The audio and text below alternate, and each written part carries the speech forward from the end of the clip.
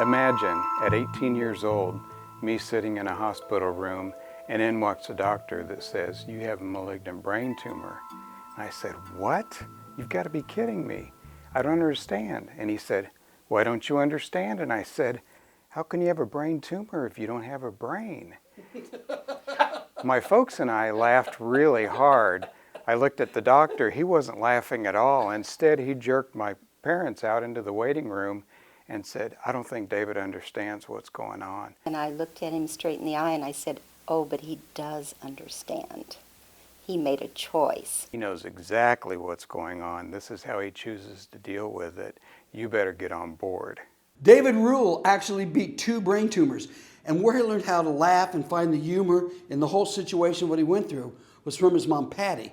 But I wanted you to see David and also introduce you to Patti Rule, because that's who this class is really about, is Patti Rule. But Patti always didn't have this humor and this sense of how laughter can get you through the deepest grief possible, which you're about to find out how Patti and where Patti learned this. That happened when my youngest child, Emily, was born, and she was anticipated. We thought everything was good. Until a few hours after her birth, and we were told there was a problem, and that problem just continued to get worse and worse until about 8 o'clock that night. The doctor let us know that she had indeed died and that they were not able to save her from her heart problem. So that for me was the unthinkable. It was something that I said, I can't do this. I can't give up a child. I can do almost anything but that. But I knew that I had to somehow survive this. But at the moment, I think your thoughts are, I don't want to feel anything. It hurts too much. In fact, I remember writing in my diary that I didn't know you could have this kind of pain and survive it. But I was surviving. But it took me a full year of ups and downs. I did all the things mothers do at home. I made sure everybody had their school lunches and cooked dinners and all of those things, but my heart was so sad. So on the first anniversary, I was feeling probably pretty low, and it was snowing outside, as it has been the day she was born. So that made it even heavier for me. And then the knock came on the door just before lunch, and I thought, who is out in this horrid weather today? When I opened the door after she knocked, I looked, and there was my neighbor, Jane. And I looked down, and she had no shirt on. She had a short sleeve shirt like it was summertime, and she had a basket that had picnic supplies in it. And I said, "Jane, whatever are you doing?" And she said, "I'm having a picnic today, and you're the one I'm having it for." And I said, "But Jane, it's 0 outside and it's cold." And she said, "You thought I'd forget, didn't you, what today was? And you thought I wouldn't know what your heart needed." And she said, "You need to laugh. It's time to laugh." So she came in, spread out the basket, and I'm still pretty serious at this point, thinking this is very strange. And she spread it out, and when she did, she spread out this wonderful red checkered tablecloth, and stenciled on it were these little black ants. I absolutely burst into laughter.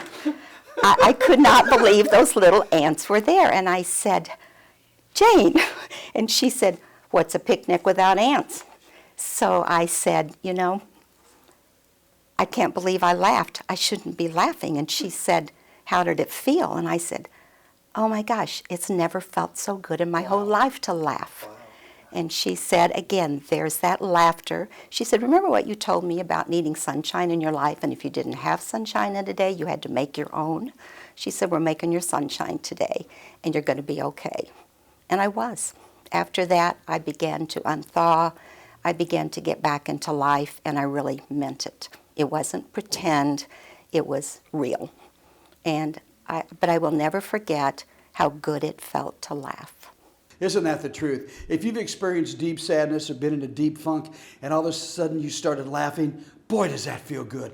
It's like this fresh breeze and fresh air, and your lungs just fill up with all that great oxygen, and you just feel great. And it happens to many people. Gary, a buddy of mine, his best friend died unexpectedly.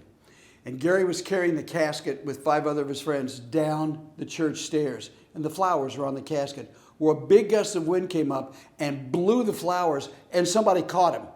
And Gary looked at him and goes, "You're next." You get that, don't you? You know, when the bride throws the flowers and, the lady catches it and goes, "She's the next to be married." Flowers fall off the casket. "You're next. You're going to die."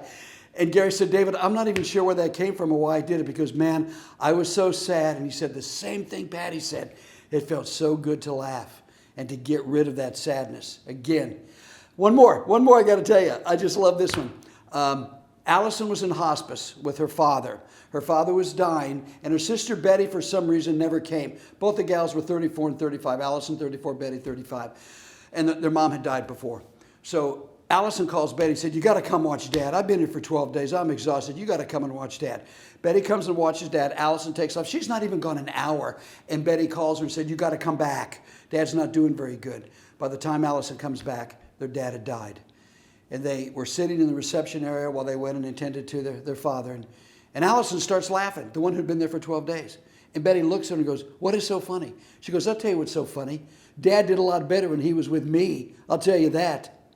And started laughing. There's that laughter again that comes out to make that grief dissipate a bit. Again, it's not that it's funny and you're not sad. It's a way to deal with it.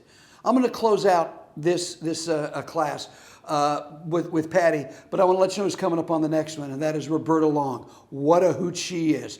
And Roberta Long is going to tell you how you deal after somebody dies, how you deal with fulfilling their wishes, and how there's humor in that. Patti, take it away. See you at the next class. I think you feel when you have something so life-threatening and serious that it's somehow not caring to laugh. It's so inappropriate. But indeed, instead it's the opposite. That is that pressure release, that ability to say, hard things are going to happen in life, but we have to handle them with some kind of grace. And for me, that grace was that laughter.